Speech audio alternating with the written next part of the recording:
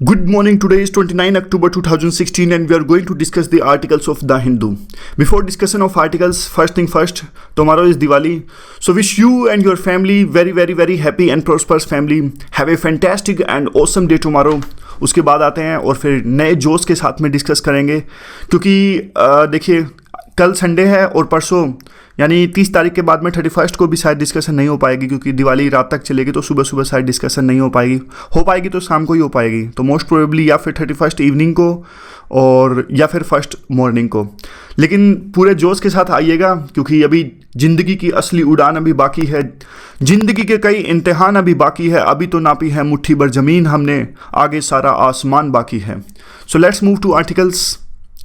पहला आर्टिकल जो हमारा है वो पाकिस्तान की इंटरनल पॉलिटिक्स से रिलेटेड है। ये देखिए वही बात है, सेम लॉजिक। दूसरे देशों की इंटरनल पॉलिटिक्स पे क्वेश्चन डायरेक्ट तो नहीं आएगा लेकिन इनडायरेक्ट यूज हो सकता है। हमें पाकिस्तान तो वैसे भी इंपॉर्टेंट है, हमें थोड़ा बहुत बैकग्राउंड पता होना चाहिए कि क्या उस देश में चल रहा है। कंटेक्स्ट क्या है? देखिए कंटेक्स्ट ये है इमरान खान जो वहाँ पे तहरीक इंसाफ यानी पीटीआई पार्टी के हैं पाकिस्तान में, उन्होंने एक शट डाउन प्रोटेस्ट करने जा रहे हैं। वो इस वेडनेसडे को यानी बुधवार को इस्लामाबाद और रावलपिंडी को बंद करने की धमकी उन्होंने दी है। इमरान खान आप जानते होंगे, इमरान खान ने क्रिकेट भी बहुत खेला है और अभी वो आजकल पॉलिटिक्स में है। तो उन्होंने धमकी दी है नवाज शरीफ के खिलाफ में। क्यों धमकी दी है? नवाज शरीफ पर एलिगेशंस हैं करप्शन के और नवाज शरीफ पर पनामा पेपर्स लीक हुआ था, आपको याद होगा, और उसमें पनामा पेपर्स में नवाज शरीफ का नाम आया था कि उन्होंने भी एक ब्लैक मनी जमा कर रखी है बहुत ज़्यादा। इसके अलावा उनकी जो एसेट है यानी पैसा है उनका अनडिक्लेयर्ड है, कितनी मनी उनके पास में है वो भी अभी अनडिक्लेयर्ड है। कंसर्न इस बात से निकल रहे हैं कि बहुत सारी पार्टीज़ ने भी उनको सपोर्ट किया, यानी सिर्फ इमरान खान का यानी पीटीआई पार्टी का ये प्रोटेस्ट नहीं है नवाज शरीफ के खिलाफ में, और भी बहुत सारी पॉलिटिकल पार्टी और इवन रिलीजियस एक्सट्रीमिस्ट, यहाँ पर ध्यान दीजिए आप, इवन रिलीजियस एक्सट्रीमिस्ट लोगों ने भी यहाँ पर ध्यान दिया है और यहाँ पर सपोर्ट करने की बात की है। जो हाफिज़ सईद, जो आतंकवादी जो हमला करवाता है इंडिया के अंदर में, हाफिज़ सईद, उसने भी इमरान खान का साथ देने की बात कही है। इसका इम्पैक्ट इंडिया के ऊपर में है, अभी हम उसके बारे में डिस्कस करेंगे। लेकिन उससे पहले मैं आपको ये बताता हूँ कि पनामा पेपर्स क्या है। बस एक दो लाइनों में, पनामा पेपर्स में नवाज शरीफ का नाम आया था। पनामा एक छोटी सी जगह है यहाँ पर साउथ अमेरिका में और नॉर्थ अमेरिका के बीच में, देखिए यहाँ पे है। पनामा कैनाल भी आपने सुना होगा जो इन दो ओशंस की दूरी को कम करता है। और उसके बाद में देखिए यहाँ पे क्या हुआ था, इस पनामा छोटी सी जगह को ना जो सारे सेलिब्रिटी लोग हैं अपने ब्लैक मनी को छुपाने के लिए यूज़ करते थे और एक शेल कंपनीज यहाँ पे इस देश में बनाते थे, या फिर जो भी है देश है जगह है यहाँ बनाते थे एक छोटी छोटी शेल कंपनीज और वहाँ पे अपना ब्लैक मनी छुपाते थे। तो बाद में ये सारे के सारे पेपर्स लीक हो गए और पता लग गया कि कैसे कितनी एसेट कई लोगों की हैं और इन्होंने इनकम टैक्स नहीं दिया और ब्लैक मनी यहाँ पे छुपा कर रखी है। तो हमारे देश में अमिताभ बच्चन का नाम आया था, ऐश्वर्या राय का नाम आया था और भी काफ़ी बहुत सारे सेलिब्रिटीज़ का नाम आया था। तो अब देख लीजिए पाकिस्तान में मेनली 3 पार्टीज़ हैं। कौन कौन सी पार्टीज़ हैं पाकिस्तान में? एक तो ये PML जिसके नवाज शरीफ अभी सत्ता में है, और ये पीटीआई वो पार्टी है इमरान खान वाली जिसने अभी प्रोटेस्ट करने की धमकी दी है।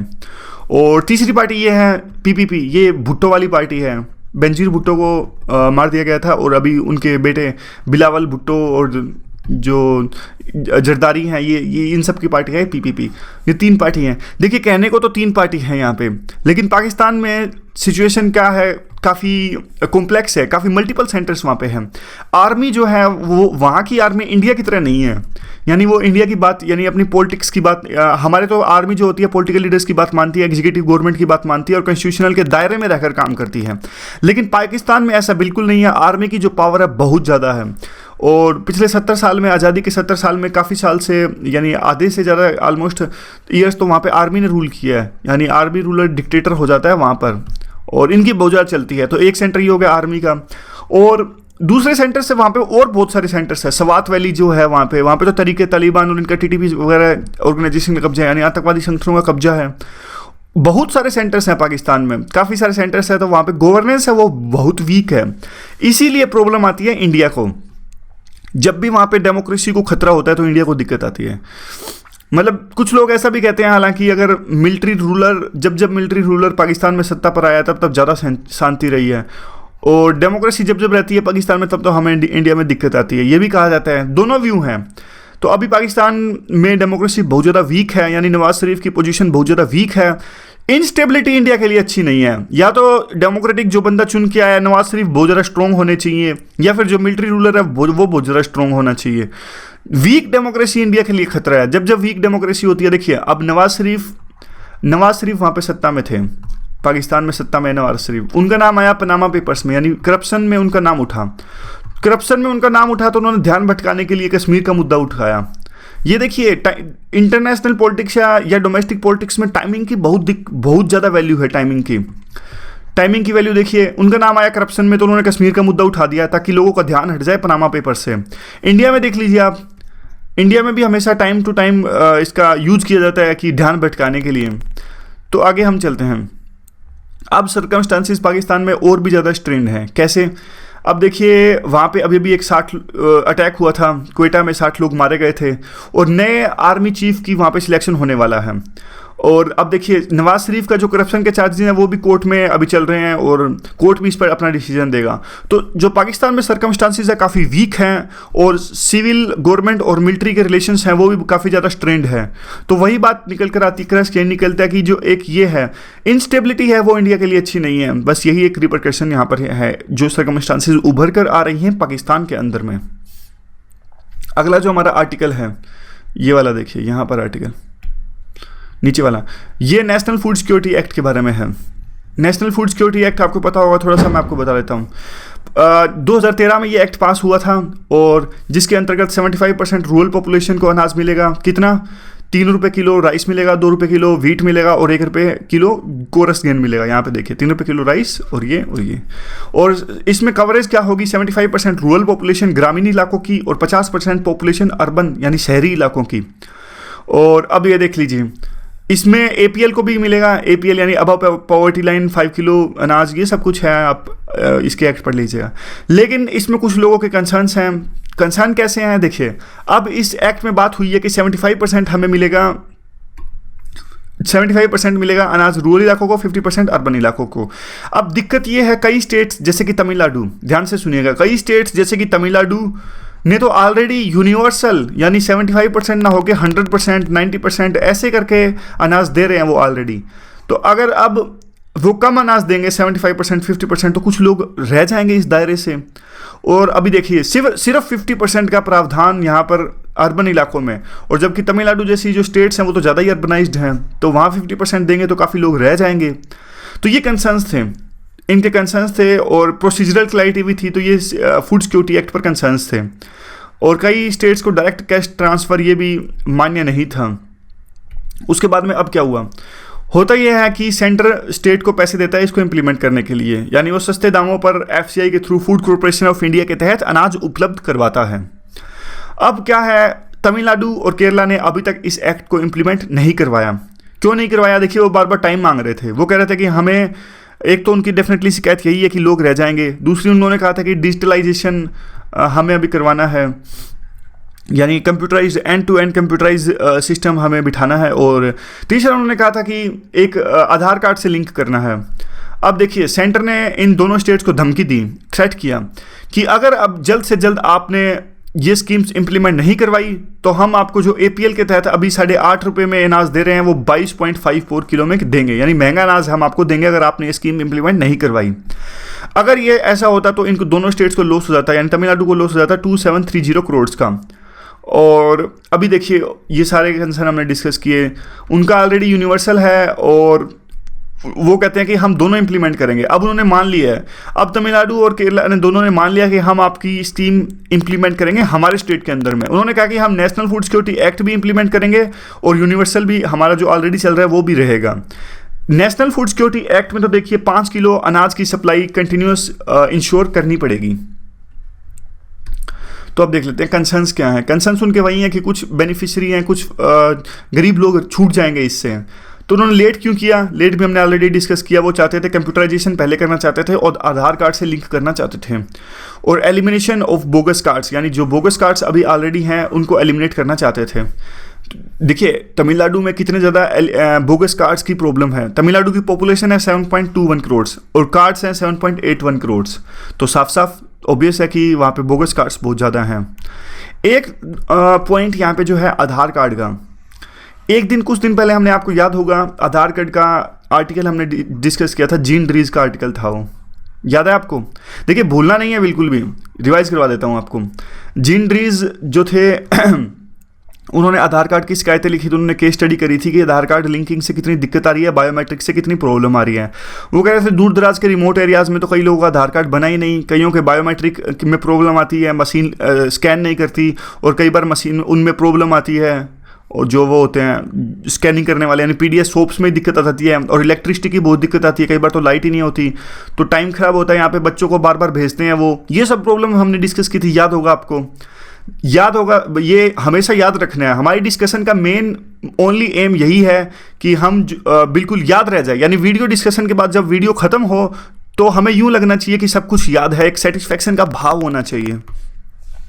तो क्रक्स पूरा आर्टिकल का यही निकलता है कि सेंटर अपनी स्कीम्स इम्पोज कर रहा है और स्टेट्स के बीच में, तो उसे भी कुछ देखना चाहिए, और स्टेट्स भी जो अपनी स्कीम्स इंप्लीमेंट कर रहे हैं उनको भी रियलिस्टिक असेसमेंट रखना चाहिए, सीरियसनेस भी होनी चाहिए, मतलब एक सोच समझ के स्कीम्स चलाए, और स्कीम ऐसी चलाए ना, वो सिर्फ वोटों के लिए ना चलाए, सिर्फ इलेक्टोरल पॉलिटिक्स के लिए नहीं, एक रियलिस्टिक स्कीम होनी चाहिए ज़मीनी स्तर पर, ग्राउंड रियलिटी पर। तो अभी क्या है कि ये दोनों आर्टिकल इंपॉर्टेंट हैं। उसके बाद में जो आर्टिकल है, ये आर्टिकल जो है ट्रंप का आर्टिकल है। ट्रंप्स का आर्टिकल हमारे लिए कोई इंपॉर्टेंट नहीं है, डोनाल्ड ट्रंप का, अभी इलेक्शन होने वाले हैं अमेरिका में, इंटरनल पॉलिटिक्स काफ़ी ज़्यादा यूएस के बीच की, तो this article is not important.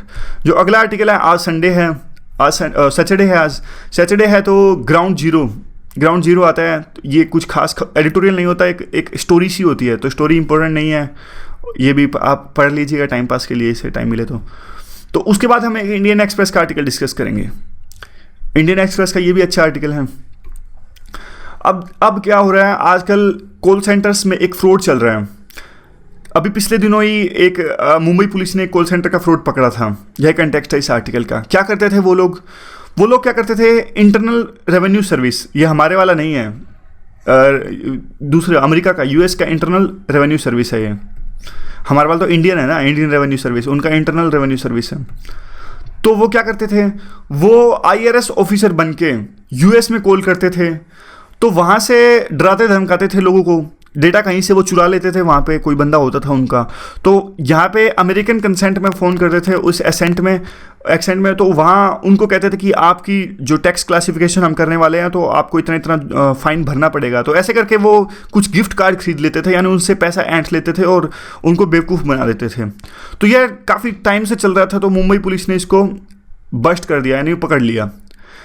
अब देखिए थोड़ा इसका कॉल सेंटर्स का बैकग्राउंड डिस्कस करते हैं। 2000 के बाद में कॉल सेंटर का बूम आया इंडिया में। क्यों? क्योंकि देखिए ना सिर्फ इंडियन, डोमेस्टिकली जरूरत पड़ी हमें कॉल सेंटर्स की। जो यूएस और जो डेवलप्ड कंट्रीज़ थे उनको भी जो ये कॉल सेंटर जैसे बैक एंड ऑपरेशंस थे वो हमारे जैसे कंट्री को दे देते थे। उनको यहाँ पे सस्ता पड़ता था क्योंकि यहाँ पे लेबर चीप है, और यहाँ पे हमारे जैसे कंट्री में, खासकर इंडिया जैसे कंट्री में, इंग्लिश की भी कोई दिक्कत नहीं है।